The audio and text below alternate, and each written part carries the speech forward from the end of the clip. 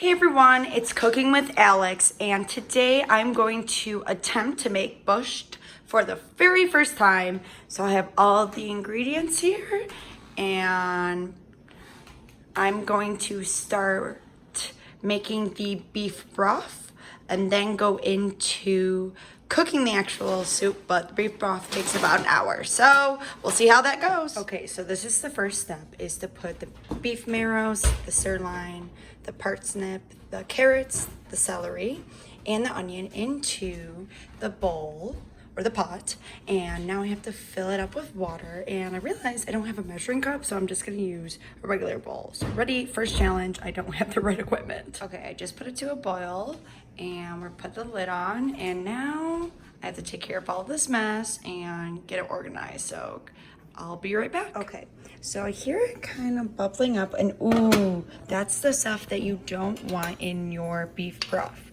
So as you can see, that comes right out, and you just simply take it out of your beef broth. I guess you do not want this in your beef broth because it will give it a more authentic flavor.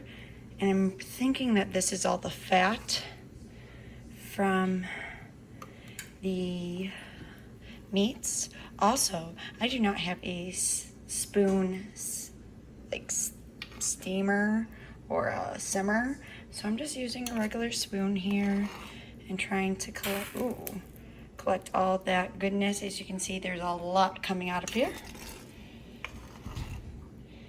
and I probably have some more to do, but this is the next step, and then it will take about an hour to simmer and cook down those beef marrows and that sirloin. So check back with me when I am at that step. Okay, it is boiling, so I'm gonna put it on the lid. We're gonna let it simmer, bring down the heat, and then timer, 1 hour here. Start. So here we go, and as you can see, that was all the beef fats from the top of the soup. So I'm glad I actually took that out so much. Okay, we have about 18 minutes left of the first simmer / boil, and I realized that the water went down a lot, and I'm scared that I didn't put enough water in because I didn't have a measuring cup for the 5 quarts. So that is a challenge that I might come across here. I'm not sure yet. So we'll find out at the final step when I actually put all the ingredients in. So look forward to seeing if this challenge becomes a success or did not having a measuring cup not work for me. Also, I just want to show you my setup. I have my iPad and then all the ingredients laid out. So I did the prep work within the past 40 minutes. I have cabbage. I have the beets peeled because those are the next things to get cooked. Then the potatoes, I guess you put them in water to help them from turning brown. Then the parsnip and the carrots. I have extra carrots just in case that's not enough. Garlic, the parsley, and the dill. Now I have extra dill here for the toppings, and I ended up not using the greens for the beets or the red tips of those greens because I don't think that's gonna make a difference since it just is for color. So this is my little setup right now, and I'm just waiting for the next cooking process. Okay, so it's been an hour, and now we're gonna take out the vegetables that's been boiling in the water for about an hour. And I actually found out that one of the main parts of making a beef broth is taking out the fats that simmer to the top. So I actually had to do that the whole time during the hour. And as I'm taking these vegetables out, I notice they are smushing into my tongs. So I got everything else. Oh, the celery is gonna come out. So I got the onion, the celery, the parsnip, and The carrot is out. The only thing left is the bone marrows and the meats. And the next part is now putting in the beets. So again, those beets are gonna simmer. And as you can see right now, you can already tell that the soup is turning red. I'm going to be simmering this for another 30 minutes. So after 30 minutes, we'll take out the beets and we will start the next steps for our borscht. Please join me in the next step. See ya. So last time you saw me, I was taking the vegetables out and putting in the beets. I took out the meats and the beets, and now I have parsnip, carrots, and potatoes cooking in the soup right now. So I got another about 7.5 minutes of that cooking. And I don't know why it's not simmering, so hopefully that's okay. Then over here, I have grated the beets. I had some pretty big beets. They said about 3 medium ones. I had about 2 large and 1 small, so hopefully that will be enough. My cabbage, as you can see, the meat definitely turned a different color.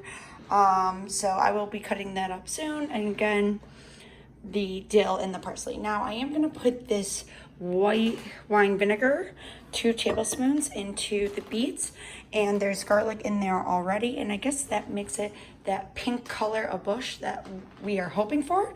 So that is the next step of my process, and we are almost done, everyone. It's been about, I would say, 2 hours at this point, so we're gonna keep going and hope to finish the soup until the water definitely went down. The water was about to the silver dot right there, and it boiled down all the way to there. It was probably because of all the vegetables and meats. So I don't have a solution at this point, but we will see when I serve the soup to see if it's enough broth or not. The cabbage, and it looks like the water went up a little because now it's filled with vegetables. So now we're gonna cook the cabbage until al dente, which I'm not sure is that long. I put it for 5 minutes, so we'll see once 5 minutes goes past if it's cooked. And then the final step will be putting the beets and the parsley and the dill in, and then we are finished. So we will see the final product at the next video. I'm not kidding when I say this, but I am so happy that I put the beets in because I kind of was getting a little bit scared that this bush was not looking like bush, which should be red just like this. And it honestly looks beautiful from what my grandma makes it. As you can see, the cabbage really cooked down. The shredded beets are looking great. Those potatoes are getting that pink color that I remember. And that meat is soaking in all that goodness. So I'm gonna let this cook for another 1.5 minutes, and then we'll put in the final greens, and we'll have that sit on off for about 10 minutes. So, and then we'll taste for salt and pepper. But honestly, guys, this is what it should look like. I'm really proud of myself right now, and I will let you know what it tastes like when I do my taste test. Okay, this is how you serve borscht. So we have a little in a white bowl with a dollop of sour cream, and then a sprinkle of dill. Now it's time for the taste test. Okay, now it's time for the taste test. I'm gonna swirl my sour cream and my dill in the soup. And I like a good potato to start with, so here we go.